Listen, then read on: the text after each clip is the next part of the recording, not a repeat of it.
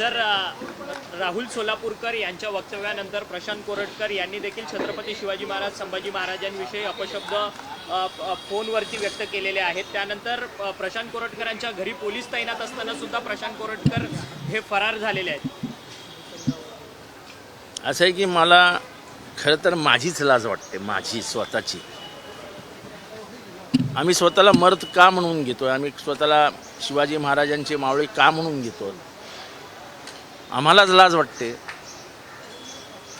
की महाराष्ट्राच्या या बापाबद्दल, महाराष्ट्राच्या या महापुरुषाबद्दल कोणीतरी टिंपाट सोलापूरकर, कोणीतरी टिंपाट कोरटकर येतो आणि बोलतो आणि आम्ही हाताची घडी तोंडावर बोट ठेवून गप्प बसलो आहोत। आम्हाला लाजही वाटत नाही की ज्यांच्यामुळे आज आम्ही जगतो, ज्यांच्यामुळे आज आमचं नाव आहे, ज्यांच्यामुळे आमचा महाराष्ट्र ओळखला जातो, त्या मातीशी बेईमानी करत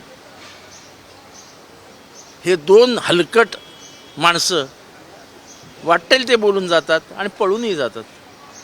माझ्या अंदाजाने कोरटकर गुवाहाटीत आहेत। आश्चर्य, राजश्रय असल्याशिवाय काय सगळं घडतं? तू काय घरातनं खिडकीतनं उडी मारून गेला की काय?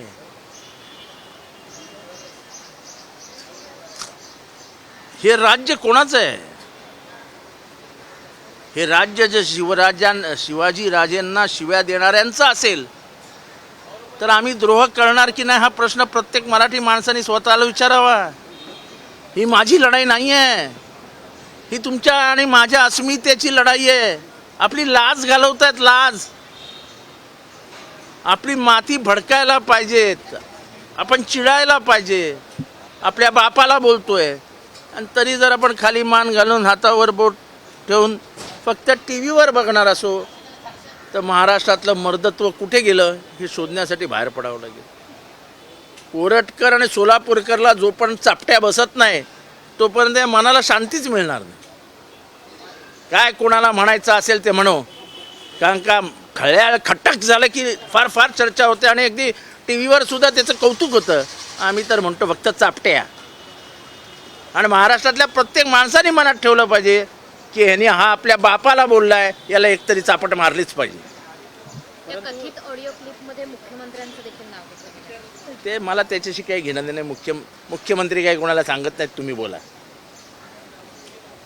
हे भिकारी मी ह्याचं नाव घेणार आणि त्याचं नाव घेणार आहे, तुझ्यात माझ्या भाषेत बोलत नाही मी। तुझ्यात जोर असेल तर बोल ना, ये इथे, तू सांग कुठे येऊ पुण्यात, तू सांग येऊस कुठे येऊ कोल्हापुरात, बोल माझ्यासमोर हिंमत असेल तर।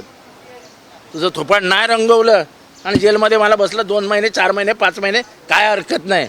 माझ्या बापासाठी कितीही महिने जेलमध्ये बसायला तयार होतो मी। काय चालवलं आहे काय महाराष्ट्रात? कोणी येतो आंबेडकर साहेबांबद्दल बोलतो, कोणी येतो शिवाजी महाराजांबद्दल बोलतो, कोणी येतो संभाजी महाराजांबद्दल बोलतो। अरे तुमची लायकी काय?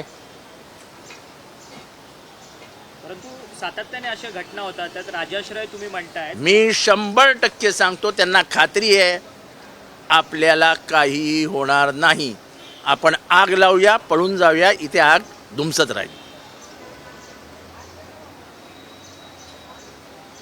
पण ह्या तर घटना होतातच आहेत। बलात्कारासारखी एक घटना पुण्यात आणि काय म्हणतो आपला मंत्री, किती ओरडलीच नाही। अरे काय लाज लज्जा शरम हया, ती ओरडली नाही। अरे काय तुला लाज वाटते की ना? तुला आया बहिणी आहेत की नाही? एखाद्या स्त्रीबद्दल असं बोलणं की तिच्यावर बलात्कार झाला पण ती ओरडली नाही, म्हणजे याला त्याला म्हणायचंय तरी काय? ठीक आहे, तो लहान आहे, म्हणजे तसं काय फार वयाने हे नाही, पण त्याच्या माझं ते वडिलांना सांगणं असेल, तुम्ही फार परिपक्व आहात, सांगा त्याला हे असं बोलायचं नसतं। आता तो मंत्री आहे, तो काही साधासुद्धा नाही, तो राज्याचा त्या राज्य मंत्रिमंडळाचा प्रतिनिधी आहे आणि तो बाहेर येऊन बोलतो। आणि मला दुसरं एक सांगायचं आहे ते म्हणजे नंबर प्लेट।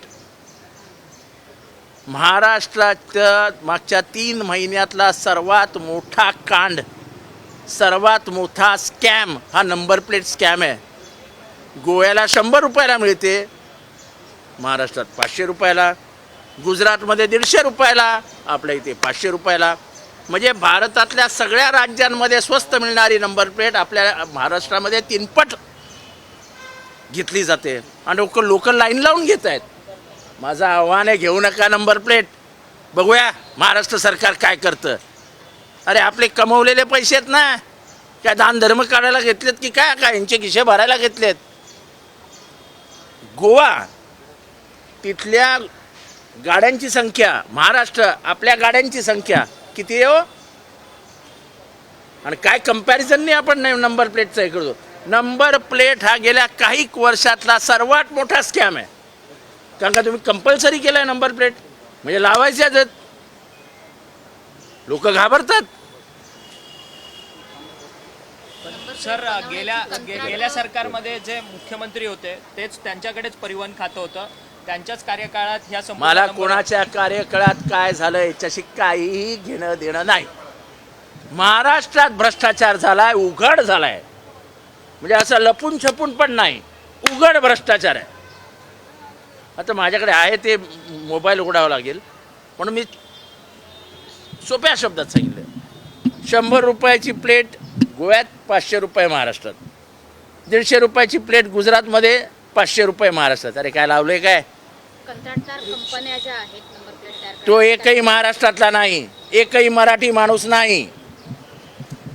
कोण नागपाल, कोण शहा, लुटा लुटा, महाराष्ट्राला लुटा, तुमच्या बापाचंच आहे. त्या ठराविक कंत्राटदारांना फायदा पोहोचवण्यासाठी ह्या अधिकाऱ्यांनी मिळून रचलेला हा स्कॅम आहे. मी जरी विरोधी पक्षात असलो तरी मी प्रताप सरनाईक यांना फोन केला, त्यांना विचारलं काय रे तुझ्या काळात घडला का. तो म्हणाला जितेंद्रजी मला काही माहीत नाही, माझा काही संबंध नाही. आणि मी ऑन रेकॉर्ड बोलतोय. मग हे केलं कोणी. तर जे काय रिपोर्ट येत आहेत त्याच्यात स्पष्ट म्हटलं जात आहे की हे सगळं अधिकाऱ्यांनी रचलेलं कांड आहे. अहो अधिकारी जर एवढा मोठा भ्रष्टाचार करू शकत असतील तर उद्या ते महाराष्ट्र विकतील, ते आपण काय बघत बसायचं काय. माझी मुख्यमंत्र्यांना हात जोडून विनंती आहे, मुख्यमंत्री महोदय आपण एक नवीन सरकार, एक नवीन चेहरा आणि उद्याच्या भारताचे नेते म्हणून पुढे येत आहे. हे असल्या छोट्या मोठ्या गोष्टीमुळे बदनामी सरकारची होते. आणि सरकारचा बाप कोण आहे. देवेंद्र फडणवीस. देवेंद्र फडणवीसजी हा जो काय स्कॅम आहे, हा जो काय केलेला भ्रष्टाचार आहे, ही जी दिलेली वर्क ऑर्डर आहे ती त्वरित रद्द करा आणि याची चौकशी लावून ज्यांनी कोणी केलं आहे त्यांना धडा शिकवा. सेन्सर बोर्ड नामदेव ढसाळ कोण असं विचारतात. मी माझ्या 1 मिनिट थांबा, मला 2 मिनिटं वेळ द्या. नामदेव ढसाळ कोण. अरे कोण तो.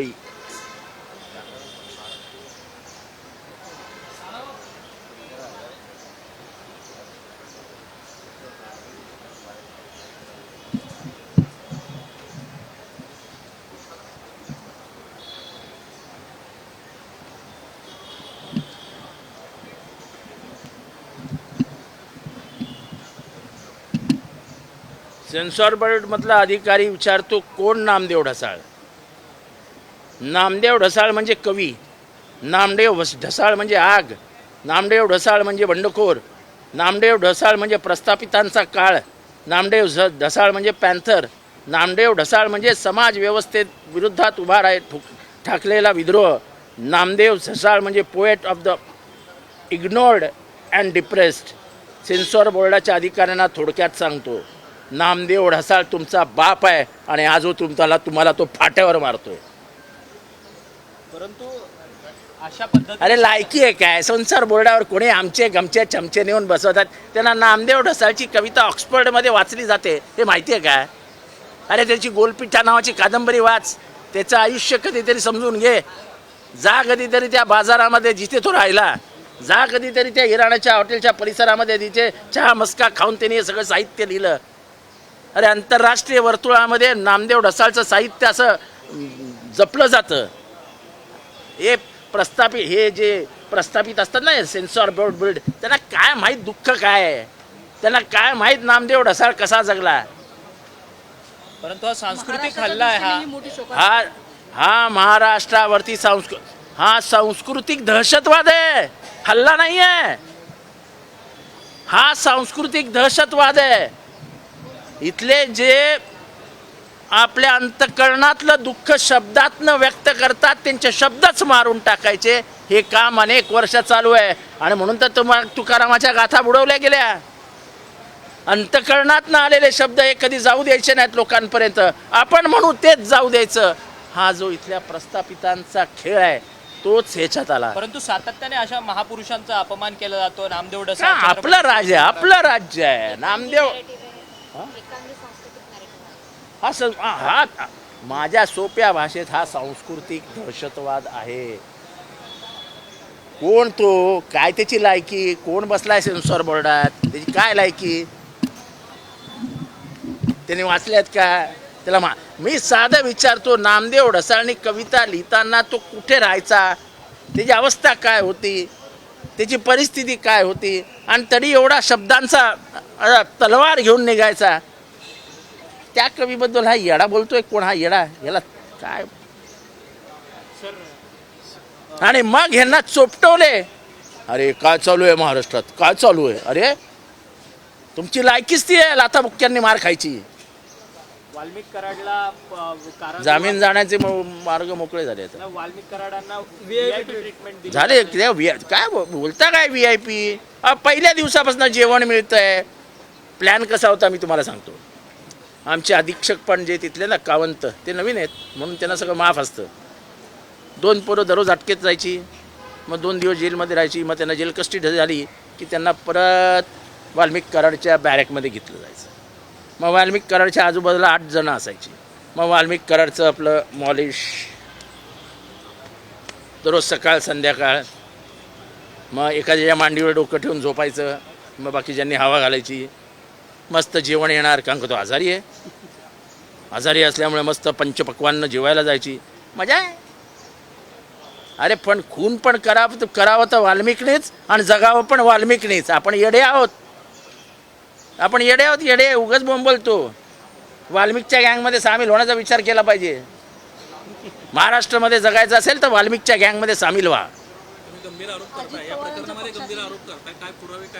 पुरावे काय जाऊन बघा ना तिथे. पुरावे कसले शोधता, जाऊन बघा, चौकशी करा. मी जे बोलते खोटं आहे का. दररोज पोरं अटक होतात तिथे. काय कुठल्या चौकशीची मागणी करणार, कुठली चौकशी, कोण चौकशी करणार, कसली CCTV कोण देतं तुम्हाला. हा सोमनाथ सूर्यवंशीचा CCTV मागा देतो काय बघा. हा एवढ्या काल झाडलंय ते अक्षय शिंदेच्या प्रकरणात. या सरकारला लाज पण नाही अजून. अक्षय शिंदेच्या प्रकरणात कोर्ट जापतंय, कोर्ट सांगतंय गुन्हा नोंदवतायत काय. अरे आम्ही कोर्टाला पण विचारत नाही. हटाव. देश विदेशातील प्रत्येक घडामोडींचे लाईव्ह अपडेट मिळवण्यासाठी आता साम टीव्हीच्या सर्व सोशल मीडिया प्लॅटफॉर्मला लाईक, फॉलो आणि सबस्क्राईब करा. तसंच सर्व नोटिफिकेशनसाठी बेल आयकॉन प्रेस करायला विसरू नका.